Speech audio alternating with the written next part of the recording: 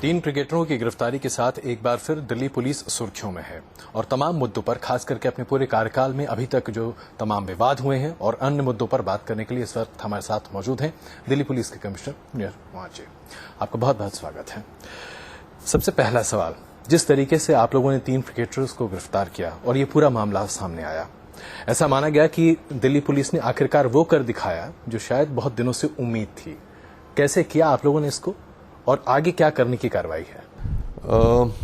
ये सारा काम शुरू हुआ था मिड मार्च में। हम लोगों ने कुछ नंबर्स अंडर ऑब्जर्वेशन रखे हुए थे काउंटर टेरर ऑपरेशंस के सिलसिले में, और उन इंटरसेप्शन में पता चला कि कुछ क्रिकेट की बात चल रही है और जो लोग बात कर रहे थे वो ऐसा लगा कि बुकीज हैं। फिर उनके नंबर्स को ऑब्जर्व किया गया तो पता चला कि वो लोग क्रिकेटर से बात कर रहे हैं, उनको कॉम्प्रोमाइज़ करने की कोशिश कर रहे हैं, पैसे की लेन देन की बात चल रही है। फिर हम लोगों ने तीन क्रिकेटर्स को आइडेंटिफाई किया। फिर ये जो बुकीज थे ये वाकई कौन लोग हैं, कहाँ रहते हैं, कैसे दिखते हैं, ये सब पता करना पड़ा। उसमें काफ़ी टाइम लगा। एक बार जब कॉम्प्रोमाइज प्लेयर ने अपने प्रॉमिस पर डिलीवर कर दिया और हमने टेलीविज़न में वो देख लिया, तब हमने फैसला किया कि अब हम इनकी गिरफ्तारी करेंगे। ऐसी खबरें थी, अपुष्ट खबरें हालांकि, कि दरअसल आप लोग को जल्दबाजी में ये करना पड़ा। शायद आप लोग कुछ और इंतजार करना चाहते थे ताकि कुछ और बड़ी मछलियां आपके चंगुल में आ जाएं। क्या ये बात सही है? बिल्कुल सही नहीं है। कुछ लोग तो कहते हैं कि आपको और जल्दी करना चाहिए था, कुछ कहते हैं वो वेट करना चाहिए था। हमारे रेडार पर तीन ही प्लेयर्स थे। हमने एक एक कर सबको मौका दिया गलती करने का। एक ने 5 मई को किया, दूसरे ने 9 मई को किया, तीसरे ने 15 मई को किया, और 15 मई की रात को और 16 मई की सुबह को अर्ली आवर्स में हम लोगों ने गिरफ्तारियां की। जी, अब इस पूरे मामले को लेकर एक बार फिर फिक्सिंग विवाद में है। इस पूरे मामले को आप पहले भी एक बार 2000 में भी देख चुके हैं, फिक्सिंग का पूरा मामला। उस वक्त भी आपने इसको हैंडल किया था। आपको लगता है कि जो कानून बनाने की पैरोकारी आज की जा रही है वो अगर 2000 या उसके आसपास कर दी गई होती तो शायद इस तरह के मामले दोबारा नहीं होते? देखिए, कानून बनने से अगर क्राइम दोबारा नहीं होते तब तो मर्डर नहीं होता, तो रेप नहीं होता।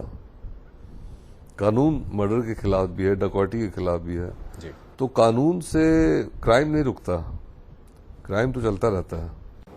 जी, एक बहुत बड़ा सवाल ये है कि जिन धाराओं के तहत अभी इन तीन क्रिकेटर्स को या फिर जो तमाम 12 बुकीज हैं आप लोगों ने जिन्हें हिरासत में लिया है, उनको अगर ट्राई भी किया जाए तो शायद बहुत बड़ी सजा भी नहीं हो सकती और शायद बहुत साक्ष्य भी नहीं हो पाएंगे, क्योंकि जो पैसे बरामद किए गए हैं उसको एग्जैक्टली वही होने चाहिए जो बुकीज ने उन्हें दिए हैं, जो आप कोर्ट में पेश करें। इस तरह की बातें हैं, अटकलें हैं। जाहिर सी बातें, वकील अपनी अपनी बातें रखते हैं। इसलिए मैं सोचा बेहतर आप ही इसका जवाब दे सकते हैं कि क्या वाकई में ये वाटर टाइट केस है जिसमें इन तीनों को सजा होगी ही होगी? देखिए, एक इन्वेस्टिगेटर हमेशा इसी विश्वास पर चलता है कि उसके पास सबूत अच्छे हैं और उसको जो अक्यूज है उसको सजा होगी, और वकील हमेशा इस प्रेमिस पर चलता है कि उसका मुवक्किल इनोसेंट है और उसको सजा नहीं होगी। तो इसका फैसला तो कोर्ट करेगी। एक और बड़ा सवाल जो कि लगातार आजकल सुर्खियों में है और आप जाहिर सी बात है इस पर मीडिया पर ये आरोप लगा सकते हैं। कहा यह जा रहा है कि आपने शुरुआत की और मुंबई पुलिस ने उसके बाद इस पूरे जांच की कमान अपने हाथ में एक तरह से ले ली और बहुत तेजी से आगे जा रहे हैं। एक राइवलरी की बात भी आ गई कि दिल्ली पुलिस और मुंबई पुलिस के बीच में राइवलरी है, दोनों टीमों के बीच में। क्या ऐसी वास्तविकता है? ये बिल्कुल गलत है। पुलिस एक बहुत बड़ा परिवार है, एक फ्रेटर्निटी है, एक ब्रदरहुड है। आपने देखा होगा कि कोलकाता की पुलिस, चेन्नई की पुलिस, अहमदाबाद की पुलिस, हैदराबाद की पुलिस और मुंबई की पुलिस ने अपने अपने मॉड्यूल्स को ब्रेक किया है और वो इंडिपेंडेंट काम कर रहे हैं। इसका ये मतलब नहीं है कि हम कोई प्रतिस्पर्धा है हमारे काम में उनके काम में। ये एक मीडिया क्रिएटेड इशू है। Mumbai police versus Delhi police. Mumbai police के चीफ से मैं बराबर संपर्क में हूँ और हमारा कोई विवाद नहीं है, कोई कॉन्फ्लिक्ट नहीं है। हम लोग एक ही कॉज के लिए काम कर रहे हैं। जी। अब अगर विंदु दारा सिंह की बात करें तो क्या इनके बारे में आपको साक्ष्य पहले मिले थे या मुंबई पुलिस की अपनी इन्वेस्टिगेशन है ये? आज तक हमें विंदु दारा सिंह के इन्वॉल्वमेंट के बारे में कुछ भी नहीं पता है, क्योंकि हमारे इन्वेस्टिगेशन में जो हमारे इन्वेस्टिगेशन का दायरा है उसमें उनका नाम नहीं आया है। बिल्कुल। अब जिस तरीके से आप देखा जाए तो बीसीसीआई के अध्यक्ष का नाम भी सामने आता दिख रहा है, उनके ऊपर भी दबाव है, वो एक अलग मसला है। लेकिन एक क्रिकेट फैन के तौर पे जो कि आप हैं और लगातार अखबारों में इस बारे में छपा भी है, आप निराश नहीं हैं कि जिस तरीके से आज बीसीसीआई ने अपने बुनियादी फर्ज को नहीं निभाया है? अगर उन्होंने जांच सही तरीके से की होती, निगरानी रखते, तो शायद आज ये स्थिति नहीं होती। देखिए, मैं उनकी कार्यशैली और कार्य प्रणाली के बारे में बहुत ज़्यादा वाकिफ नहीं हूँ, इसलिए मेरा कुछ भी कहना उचित नहीं होगा। लेकिन एक बात समझिए कि बीसीसीआई हो या उनकी एंटी करप्शन यूनिट हो, उनके पास पुलिस पावर्स नहीं है। वो किसी का फोन सर्वेलेंस पर नहीं ले सकते, वो किसी को गिरफ्तार नहीं कर सकते, किसी को फॉर्मली इंटरोगेट नहीं कर सकते, किसी को इंटरोगेशन के लिए बुला नहीं सकते। ये सारे जो पावर्स हैं, ये सारे पुलिस पावर्स हैं और पुलिस के पास हैं। तो मुझे नहीं लगता कि ये कहना कि बीसीसीआई अगर और चकचौकन्नी होती तो ऐसा नहीं होता, वैसा नहीं होता, ये मेरे ख्याल से ये उचित नहीं है। अगर एक इन्वेस्टिगेटर के तौर पे आपसे पूछा जाए, इतने सालों आपने इन्वेस्टिगेशंस किए हैं, क्या आप वाकई में मानते हैं कि बीसीसीआई में कार्यरत तमाम पदाधिकारी इस बात से बिल्कुल अभ्यज्ञ थे कि नहीं जी, हमारे यहाँ कुछ भी गड़बड़ नहीं है, सब कुछ बिल्कुल ठीक ठाक है? क्या ऐसा संभव है? ऐसा उन्होंने कभी क्लेम नहीं किया, कभी ये दावा नहीं किया कि हम बिल्कुल अनभिज्ञ थे इससे। उनके भी अपने रिकॉर्ड्स हैं, उनके भी अपनी सस्पेक्ट लिस्ट हैं, उनको भी मालूम है कि कौन किससे मिल रहा है, क्या कर रहा है। लेकिन वो एक केवल शक है। शक के बेसिस पर आप किसी को गेम से डिस्क्वालीफाई नहीं कर सकते, आप उसको बैन नहीं कर सकते, आप उसको गिरफ्तार नहीं कर सकते। हमें भी सैकड़ों लोगों पर शक है, लेकिन शक के बेसिस पर तो हम काम नहीं कर सकते ना। जिस दिशा में ये पूरी जांच जा रही है और जो नए कानून की बात हो रही है, क्या आपको ये भरोसा है कि भविष्य में इस पर रोक वाकई में लग सकती है? नहीं, इसकी कोई गारंटी नहीं है। आप कानून ही बना सकते हैं, सख्त कानून भी बना सकते हैं, कई स्टेप्स भी ले सकते हैं, उसके बावजूद भी ये काम चल सकता है। तो इसमें ज़रूरत है एक कंटिन्यूअस विजिल की। इसमें ज़रूरत है कि समय समय पर लोगों को आइडेंटिफाई किया जाए, उनके खिलाफ सख्त कार्रवाई की जाए और उससे एक अंकुश सा बना रहेगा। लेकिन कोई ये गारंटी नहीं ले सकता कि ये बिल्कुल रुक जाएगा। बिल्कुल। अब अगर कुछ और पहलुओं पर भी बात करें जो कि आपके कार्यकाल से जुड़ा रहा है, माना जाता है कि आपका कार्यकाल काफ़ी विवादास्पद रहा है, ऐसे लोग कहते हैं, अखबारों में फिर टिप्पणियां आती हैं। लियाकत के गिरफ्तारी का मामला अगर लिया जाए तो जम्मू कश्मीर के मुख्यमंत्री से लेकर तमाम लोगों ने उस पर सवाल उठा दिए कि नहीं, दिल्ली पुलिस ने बेजा कार्रवाई की। वो व्यक्ति जो कि अपने पूरे परिवार के साथ आ रहा है, वो आतंकवादी गतिविधि में कैसे लिप्त हो सकता है? उसके बारे में कुछ कहना चाहेंगे आप? देखिए, मुख्यमंत्री जी ने क्या कहा उसके बारे में तो मैं कुछ नहीं कहना चाहता हूँ। ऐसे कई टेररिस्ट, ऐसे कई क्रिमिनल्स हम लोगों ने पकड़े हैं। मैंने अपने करियर में उनको पकड़ा है या पकड़ते हुए देखा है जो अपने परिवार के साथ घूम रहे थे या लोगों को धोखा देने के लिए परिवार को अपने साथ रखा हुआ था। मैं नाम भी गिना सकता हूं, लेकिन उसकी जरूरत नहीं है। तो अगर कोई क्रिमिनल अपनी वाइफ या अपनी बच्चों के साथ घूम रहा है, तो इसका यह मतलब नहीं कि वो क्रिमिनल नहीं है या वो टेररिस्ट नहीं है।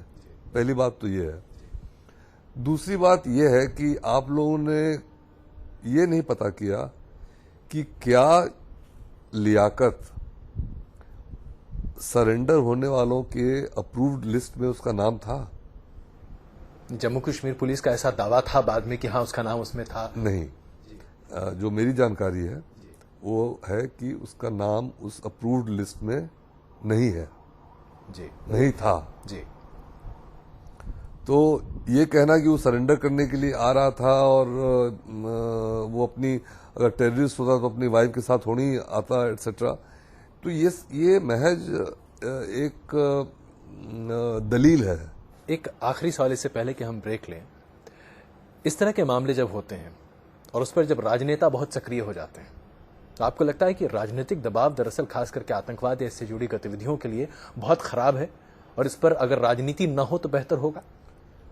देखिए, राजनेता पब्लिक के रिप्रेजेंटेटिव हैं, उनके प्रतिनिधि हैं। पब्लिक की बात, के मन की बात उनके माध्यम से उजागर होती है, तो उनका कुछ कहना और इस किस्म की बात भी कहना हम उसे अनुचित नहीं मान सकते। ये मेरा मानना है। जी। वो अपनी जगह अपना काम कर रहे हैं, हम अपनी जगह अपना काम कर रहे हैं। आप इसे राजनीतिक हस्तक्षेप नहीं मानते? आपको नहीं लगता कि दबाव पड़ता है? आपको नहीं लगता इससे जांच प्रभावित होती है? आपको नहीं लगता कि इससे कार्यक्षमता पर सवाल खड़ा होता है? नहीं, हमें ये काम करते रहना है जी। और इस तरह के सवालात हमेशा पूछे जाएंगे। नहीं, क्योंकि बार बार कहा जाता है कि दरअसल पुलिस के कामकाज को राजनीति से अलग रखना चाहिए, और अगर पुलिस के कामकाज को आप राजनीतिक हस्तक्षेप या राजनीतिक महत्वाकांक्षा का हथियार बना दें तो ये बहुत अनुचित है। देखिए, हम एक परफेक्ट वर्ल्ड की बात नहीं कर रहे हैं जी। हम एक रियल वर्ल्ड की बात कर रहे हैं। हम यूनाइटेड स्टेट्स ऑफ अमेरिका की बात नहीं कर रहे हैं, हम भारतवर्ष की बात कर रहे हैं। तो हमारी व्यवस्था में इस तरह के बहुत सारे कन्फ्लिक्टिंग इंटरेस्ट हैं, और उन इंटरेस्ट के बीच में ही हमें काम करना है। बिल्कुल, आप बहुत बेबाकी से चीज़ों को कह रहे हैं। हम यहाँ पर एक थोड़ी देर के लिए रुकना, एक छोटा सा ब्रेक लेते हैं, लेकिन ब्रेक के बाद हम आपसे ये जानना चाहेंगे कि 16 दिसंबर के बाद जो तमाम विवाद उठे थे और कई बार उस समय टिप्पणियां भी की गई थी खुद मुख्यमंत्री शीला दीक्षित के द्वारा, उन पर हम आपसे छोटे छोटे जवाब जानना चाहेंगे। ये जी, 16 दिसंबर के बाद दिल्ली पुलिस की कार्रवाई पर कई सवाल उठे, खास करके तब जबकि लाठीचार्ज हुआ, जो प्रोटेस्टर्स थे उनके बाद आपकी पुलिस की हैंडलिंग को लेकर सवाल उठे, और खुद उस वक्त दिल्ली के मुख्यमंत्री शीला दीक्षित ने और उनके बेटे संदीप दीक्षित ने, जो कि यहाँ के सांसद भी हैं, उन्होंने भी कहा कि ये सही हैंडलिंग नहीं थी। संदीप दीक्षित तो दरअसल अगर मैं कोट करूं तो एक स्टेप आगे तक चले गए थे। उन्होंने कहा था कि extraordinary situations demand extraordinary response and fixing of responsibilities. क्या कहेंगे आप अब? मैंने पहले भी कहा कि हर व्यक्ति को समाज में, और खासकर जो जनता का प्रतिनिधि है, उसको एक विचार रखने का, अपना ओपिनियन रखने का, अपनी राय रखने का हक है। जी। तो ये उनकी राय है, उनकी ओपिनियन है। मैं उसका स्वागत करता हूँ, मैं उसको रिस्पेक्ट करता हूँ। उनका ये पर्सनल ओपिनियन था। जी। सो बी इट।